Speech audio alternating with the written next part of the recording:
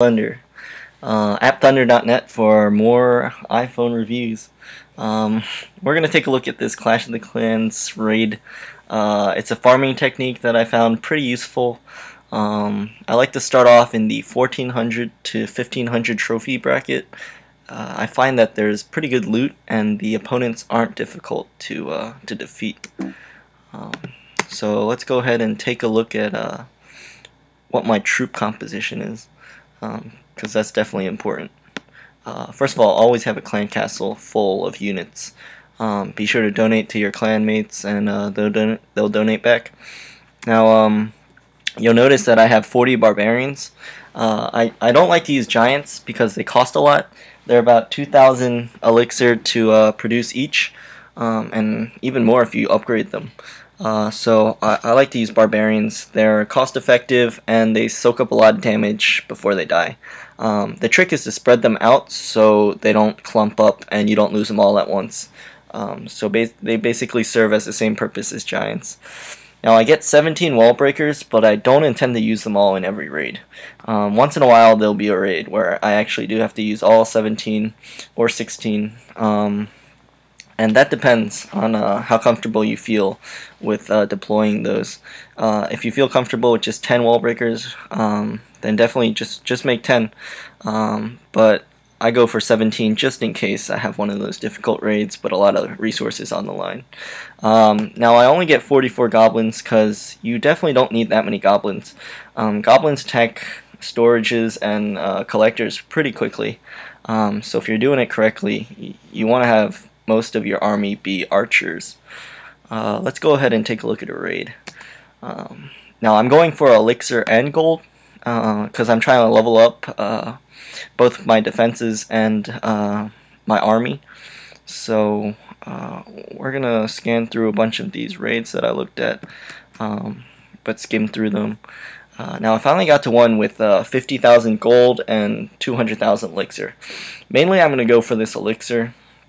You'll see that he has 4 storages, and most of his collectors are pretty low, so we have to target the storages because all the elixir is going to be stored here. You'll also see that he has a barbarian king, so what you want to do in the beginning is draw out the troops from the clan castle and draw out his barbarian king and kill everything.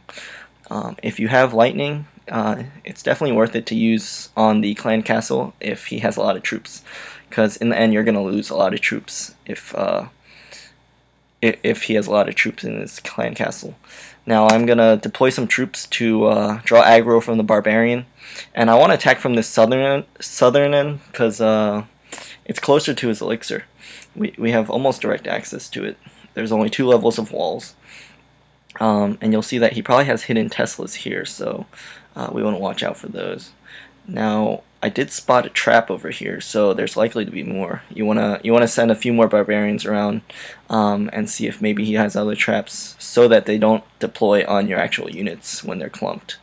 Now I'm gonna try to draw aggro from his barbarian all the way down in the south. So after I do kill the barbarian, all my troops will be around here. Now I do like to deploy my archer queen fairly early. If you don't have an archer queen, I highly recommend going for her as soon as possible. Well, first of all, she doesn't take as much damage as the barbarian king, because she has higher range than any other unit in the game, and she's the last to be targeted by most defenses.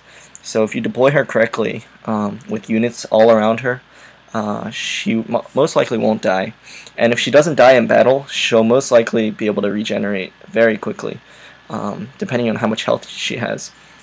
If she has full health at the end of battle, she doesn't even need any time to regenerate. Alright, you'll see that we broke through his final wall and we have almost direct access to his elixir. I'm going to start deploying my goblins in clumps. If you deploy all your goblins at once, you end up losing a lot more goblins than you intend to through wizard towers and mortars. So I like to deploy them in groups of probably 7. Now I'm going to send them all because there's only 1 elixir left, and we're actually going to get some dark elixir out of this, which is always great. The more dark elixir you have, you can spend it on dark elixir troops, and you can purchase upgrades for your heroes. Now I did lose 17 trophies here, But like I said, I'm nearing the 1500 trophy mark, so I'm actually not trying to level up my trophies. Sometimes you'll even want to purposely drop your trophy count by just sending one unit or two to your opponent. So now I'm going to go back to base and train some troops, and never forget to train your clan castle troops as well, and also donate to your clanmates. Now I only use 6 wall breakers, so I'm gonna queue up 3 in each of my barracks, and I like to split up all the troops so that they complete as quickly as possible. So I do 20 barbarians in each of these 2 barracks, and then 22 goblins in each of these 2 barracks, and fill up the rest of the queue with archers. And this generally takes about 17 minutes, 17 to 20 minutes, depending on how many wall breakers you have to create, because those take obviously the longest. So once those are complete, you can definitely raid again. Now my queen did die, so that's an hour before she regenerates. And my barbarian king has about 4 minutes left, so I can use him on the next raid. Alright, thanks for watching. Hope you watch. Stay tuned for some more farming videos, and you can check out @thunder.net for some other great videos that we have. Thanks.